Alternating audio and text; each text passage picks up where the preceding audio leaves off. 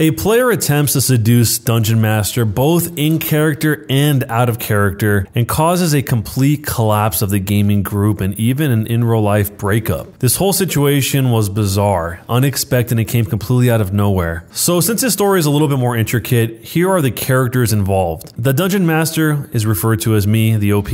Dave is my roommate, playing a half-orc fighter. Annie was Dave's girlfriend, playing a halfling cleric. Rich is a friend of mine and Dave's, playing a zany gnome sorcerer. And Trish, the problem player, was playing a foxfolk, a reskinned TABAXI bard, because of course she was. She could also never quite decide whether this person was more cat or more fox or both. It was weird. So we cast our minds back to the days of yore, 2013. I was at university and we were playing Dungeons & Dragons 3.5 edition. For context, I'm not really the typical nerd archetype. I'm fairly tall, and my biggest interest outside of tabletop RPGs, science, math, nerdy movies, and video games is playing rugby. I was on the university team. I am, or was, being an adult sucks, something of a socialite. I also host parties. I love being the center of attention. I love singing. In short, my highest IRL stat is charisma. My lowest is apparently wisdom. Yes, I'm a dude bro. Yes, the exact stereotype you're thinking of. That one is me. After one such get-together at my place, which was inevitably always a strange mix of guys from the rugby team, my course mates, I studied physics, and my flatmates and their mates, etc., myself, Dave, and Annie were talking, and I suggested of running a Dungeons & Dragons game, and they were both into it. Neither of them had played before, but Dave informed me that our mutual friend Rich played, which I didn't know, and Annie said that she had a friend that would be super excited to join because she was obsessed with tabletop RPGs. That was Trish. Trish was the only person who attended that I didn't know, which naturally made her something of a wild card, but being the sociable person I was, this didn't bother me at all. And when I first met her, she seemed fine. She was lively and excitable. Her and Annie both did practical effects design, and she was artsy and enthusiastic with a real twinkle in her eye, which I would realize all too late wasn't a twinkle, but the barely perceptible electrical feedback which indicated the short-circuiting of sanity wires in her brain. I thought that she would be a joy to have at the table rolling dice with us. If I had only known the depth of the enemy love interest complex she apparently had, I might have realized the rattling noise wasn't her dice tower, but the loose marbles rattling around in her skull. So anyway, from the very first session, the group was great, and everyone's characters were fun, if a little tropey. This is why I didn't bat an eyelid at Trish playing that bard and hitting on every NPC. We all had a good laugh about it, and I responded with NPCs flirting or not flirting in the exact same manner as they would with Dave's character, who often tried his luck, to all of our amusement, with his -1 to charisma checks. Thus, I thought it was all in good fun, and so did everyone else, because no one could be insane enough to think that imaginary characters interacting automatically meant that the DM wants to bone them, right? Anyway, getting ahead of myself there were some red flags, minor ones by the standards of this sub, to be sure. These included highlights such as Trish being a little bit obsessive about anime and talked about her perfect man being an exact description of some protagonist from a particular anime. The name I don't remember, and the way she described her tabaxi, complete with big, innocent doe eyes and playful curves and swaying hips. She also showed up wearing fox ears at one point. I thought she was just really into the game and was playing into her character, which in a really disturbing sort of way was right on the money. She also had a weird habit of maintaining eye contact with me for an uncomfortably long period of time, but I, with my in real life dump stat and wisdom, didn't put it together that she might actually have a crush on me, in case where this story is leading isn't horrifyingly obvious enough. I was enjoying the group and the immersion. Everyone spent a lot of time talking in character and really getting into it, including Dave and Annie, who had been a little bit hesitant about role-playing in the first place. Trish spent almost no time whatsoever talking out of character. Another mild red flag that I overlooked entirely, but one that stands out from the rest in this little retrospective. So, this is where it begins on that fateful night. Dave, my roommate, was not present for this particular session. The night was dark and full of fox-eared discomfort. It was an RP-heavy session. The previous had a sizable combat session with one of the villains and a small side story arc that had been completed. So, there was a lot of of looting, paying off debts, favors, collecting accolades, drinking in bars, being paraded around on the shoulders of the liberated village, all the normal tropes. This also coincided with the end of our second year exam period, so we were in an IRL similar mood. Everyone was having a great time in a low pressure session, drinking a decent amount both IRL and in-game. Everyone was smiling and having fun. Trish's character decided that tonight was the night to try and get it on with the burly human bartender NPC she had been flirting with throughout the campaign whenever they had been in this town. Again, I only picked this up in retrospect, but this was the NPC who most closely, although not even that closely, resembled me in how I described them. She had singled this NPC out repeatedly. Anyway, in the revelry of the villain's defeat and this town celebration, she succeeded in her seduction role for this poor bartender. I made a joke about them going off to have a very scratchy session for which he will probably need his back bandaged, and attempted a fade to black. Trish was having none of it. Obviously, she wanted to vicariously play out this encounter between these two abstractions in a display that would have made Sigmund Freud himself make the concerned Tom face. She interjected, describing how her characters waited for him to go and get her drinks before taking off all of her clothes and changing into just one of his thin shirts and waiting on his bed in a seductive pose, and began to purr. Okay, a little too much detail, and she has a creepy look in her eyes while she describes it, but fine. She had a couple of drinks and is a bit too into it. I once again try with, and he sees you. He shuts the door behind himself with a smile. Anyway, back in the bar, Clumperdunk is in the midst of his absurd levitating Tinkers performance when Trish again interjects, pouting a little this time. She describes how her character stares into his green eyes. My eyes are green. The NPC was described having blue eyes and runs her clawed fingers through his brown hair. Again, you guess it, matches with my description, not the NPC. She is now positively leering at me like I'm a cartoon steak. Rich catches onto this and looks as uncomfortable as I feel. Annie is giggling. I assume this is just nervous laughter, but not so. I quite firmly cut to black this time, but Trish looks oddly satisfied and spends the rest of the session, which lasts less than a half an hour, just staring at me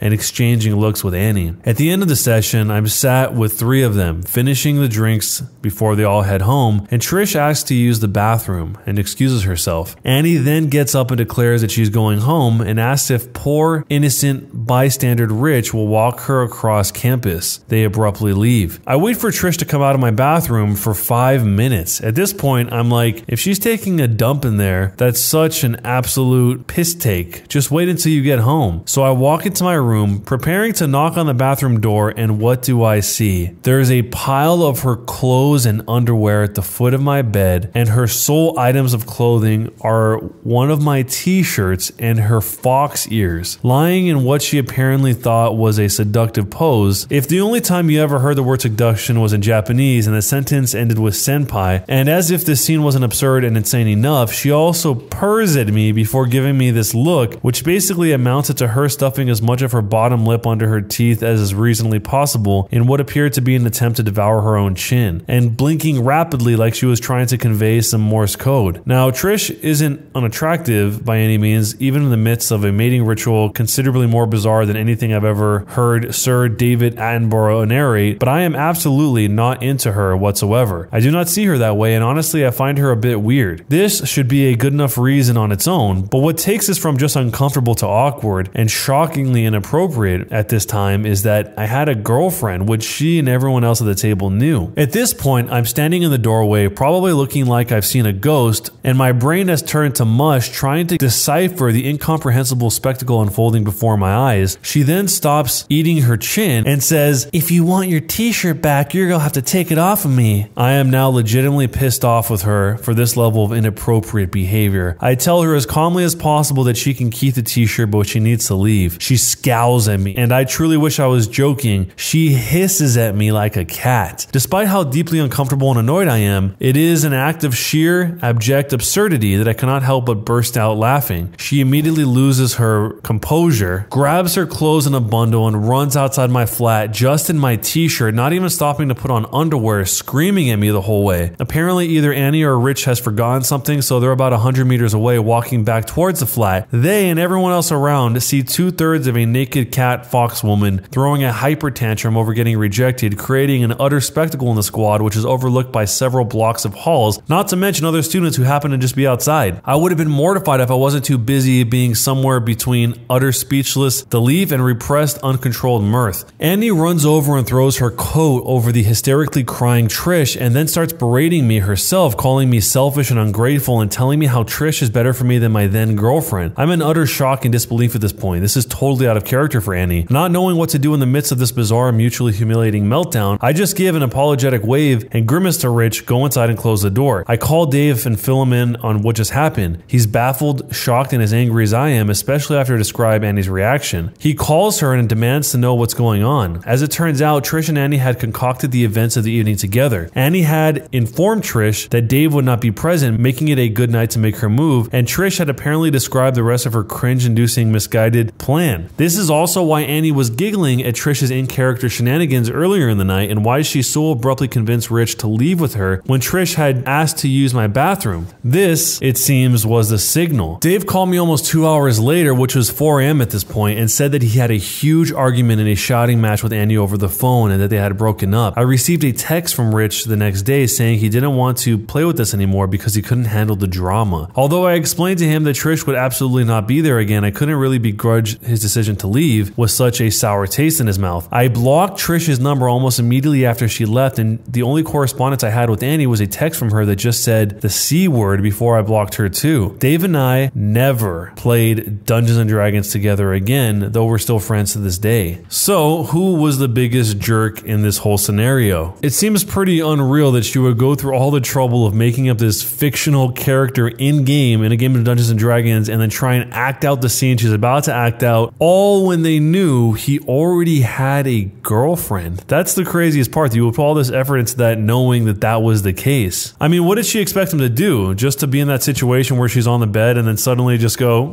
okay, I don't care that I have a girlfriend, let's just do this. I mean, it's not like he was telling her that he liked her or was giving her some sort of special treatment where maybe she could misconstrue something or maybe she didn't know that he had a girlfriend. She obviously knew all of that stuff and had no signs of anything being otherwise, but still went through all in this entire plan and then was very, very hurt and upset when it didn't work out the way she thought it was going to when she had to run out naked into the middle of this campus. Maybe Annie is the bigger jerk in this situation because Trish had to have asked somebody, do you think that he would be okay with this? Do you think that he would do this? I mean, and who else would really tell her one way or another besides Annie? So maybe it was Annie that told her, yeah, he'll be fine, he'll do it. He's just a frat bro, so he'll do it no matter what. And then this whole situation unfolded. And if that's the case, Annie's the one that has a relationship. So imagine if she was picturing Dave, her boyfriend, in this situation. Does she think that Dave would do it even though she was with him? It seems a little bit hypocritical if that actually is the case. But let me know what you would do if you were in this situation and who is the biggest jerk here. Don't forget to drop a thumbs up, subscribe to the channel with notifications on, and if you want to submit your own stories to be featured here on the channel, check out the link down below in the description.